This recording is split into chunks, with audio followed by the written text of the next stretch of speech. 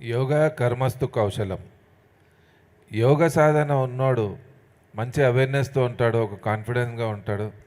ఆయన ఎంతో అవగాహనతో ఆ యాక్చువల్ ఇష్యూ ఏముంది దానికి క్లియర్గా అర్థం చేసుకొని డెప్త్లో దాన్ని కంప్లీట్గా అర్థం చేసుకుని ఎప్పుడైతే చెప్తాడో అది అద్భుతంగా రిజల్ట్ వస్తుంది. అది ఫిజికల్గా కానీ స్పిరిచువల్గా కానీ. జనరల్గా ఇప్పుడు ఒక ఫిజికల్గా లైఫ్లో ఒక ఫ్రెండ్ వచ్చి అడుగుతారా, అన్న వీడు 10 లక్షలు అడుగుతున్నాడు, నువ్వు ఏమంటే ఇస్తా సార్ అంటాడు. 10 లక్షలు ఫైనాన్స్ అడుగుతున్నాడు, నువ్వు ఊ అంటేనే ఇస్తా అంటాడు. ఏమనాలి అప్పుడు? ఊ అనాలా? ఊ అనాలా? ఊ అంటే మనం బుక్ అయిపోతాం.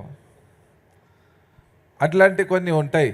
ఆ మనిషి ఎలాంటోడు, అని ఫ్రీక్వెంట్ ఎనర్జీ లెవెల్ ఎలా ఉంది, వాడు ఆలోచన విధానం ఉంది, ఆ ఎనర్జీ చెప్తుంది. అందుకే దాన్ని స్టడీ చేసి స్కాన్ చేసి అంట కొన్ని రోజులకు నేనైతే.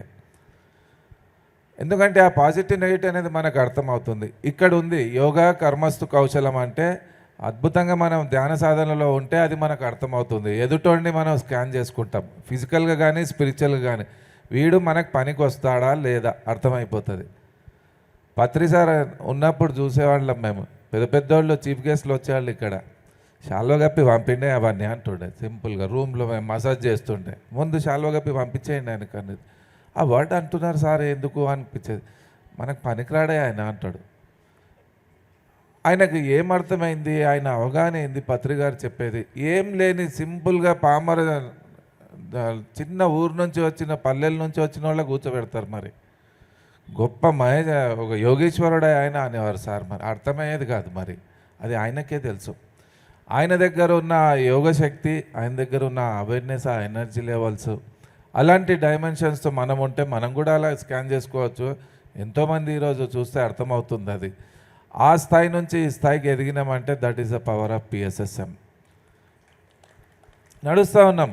ఇదే ధ్యానంతో నేను నా ఫిజికల్ లైఫ్లో కూడా అప్లై చేశాను. అద్భుతంగా సక్సెస్ వచ్చింది నాకు. షాప్ నడుస్తలేదు అంటే ఎందుకు నడుస్తలేదు, ఎక్కడ ప్రాబ్లం వస్తుందని నా దగ్గర ఉన్న నా అవేర్నెస్ నేను చెక్ చేసుకునేవాడిని. ఎక్కడ మిస్టేక్ ఉంది దాన్ని రెక్టిఫై చేస్తే క్లిక్ అయిపోయింది బిజినెస్. ఫిజికల్గా కూడా సక్సెస్ అయినాము, స్పిరిచువల్గా కూడా సక్సెస్ అయినాము. అయితే అన్నిటికీ మూలము ధ్యానం అనేది చాలా ఇంపార్టెంట్.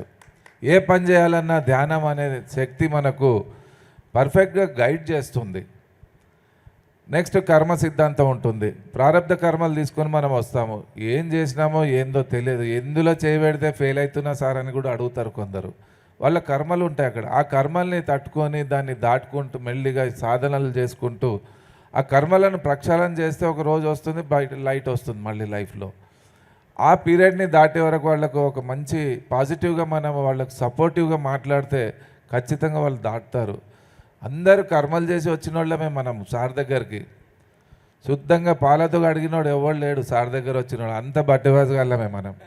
కానీ వచ్చినాక ఒక పవిత్రమైన జీవితం మారిపోయింది. ఈరోజు రెడ్లంతా శాస్త్రీలు అయిపోయారు, రాజులు కమ్మలు అంత బాపనోళ్ళుగా అయిపోయినాం మనం. అంటే ఎన్ని లక్షల మేకలు కోడలు తినేవాళ్ళము. ఇప్పటి వరకు సార్ దొరక్కుంటే ఆయన దొరికినందుకు ఎన్ని జీవులను కాపాడబడ్డాయేమో. అసలు ఎంత పెద్ద పుణ్యకార్యమో పిరమిడ్ సొసైటీ చేసింది. సార్ మాట వింటున్నాం మనం. సార్ దగ్గర ఏముంది అది చేసి చూపించారు ఆయన. అలాంటి అద్భుతమైన శక్తి ఆయన వ్యక్తి కాదు, ఒక శక్తే. అది అతీంద్రియమైన శక్తులు అంత దిగి ఆయన బాడీతో మనకు పనిచేపిస్తున్నాయి. ఆయనకు చేపించినప్పుడు మనకెందుకు కాదు, ఖచ్చితంగా మనం కూడా సక్సెస్ అవుతాము. ఫిజికల్ లైఫ్ కానీ స్పిరిచువల్ లైఫ్ కానీ పాజిటివ్గా కాన్ఫిడెన్స్గా ఒక నమ్మకంగా బయటికి రండి, పని చేసి చూడండి, ఖచ్చితంగా మనకు రిజల్ట్ వస్తుంది. సార్ నేను జీవితంలో ఎప్పుడు సైకిల్ని వచ్చి పడలే సార్ అంటే ఎక్కుతే కదా మనం, ఎక్కనే లేదు. ఎప్పుడు పడే భయం ఎక్కడ తెలుస్తుంది? హర్షడ వర్గాలను జయించాలని చెప్తారు, అంత వద్దా అంట. నేను మెల్లగా పోదామంట. ఆఖరి జన్మ అయిపోవాలి సార్ అంటాడు. ఒక్కొక్కడు ఎంత ఇంబ్యాలెన్స్గా కనిపిస్తారు నాకు చూస్తుంటాను. ఏమై మంచి బీటెక్ చేసి ₹1,00,000 జాబ్ నువ్వు ఎందుకు రిజైన్ చేసినావు అని అడిగితే ఒక యువకుడు చెప్పాడు నాకు, ధ్యాన జగత్ చేయాలి సార్ అంట. నీకు పిల్లని ఎవరు ఇస్తారా? ఇక పెళ్ళి ఎప్పుడైతుంది నీకు? ఇలాంటి ఇంబ్యాలెన్స్ అనేది చేయొద్దు. ఆ అవేర్నెస్ లేకుంటే ఇలాంటి తప్పులు జరుగుతాయి. నీ అనుకున్న నీ పేరెంట్స్, నీ ఫ్యామిలీ, నీకు ఒక రెస్పాన్సిబిలిటీ ఉంటుంది.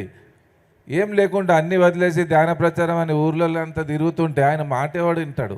ఫస్ట్ నీళ్ళే చక్కగా లేదు అంటాడు, అందుకే ఇంటకెచ్చి రచ్చ గెలవాలి.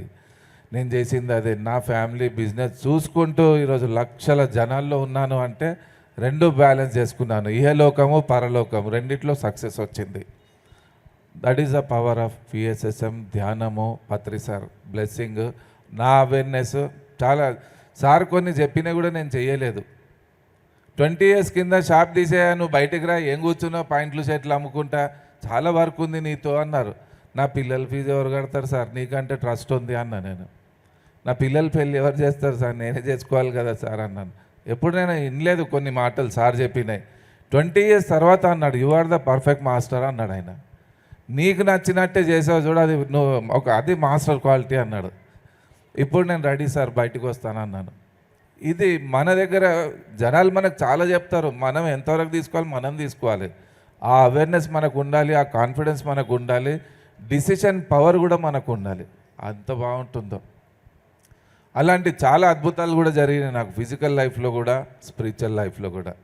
అందుకే ఆ ప్రాక్టికల్గా మీరు చేసి చూడండి, రెండిట్లో సక్సెస్ అవుతాము, రిజల్ట్ వస్తుంది. Thank you.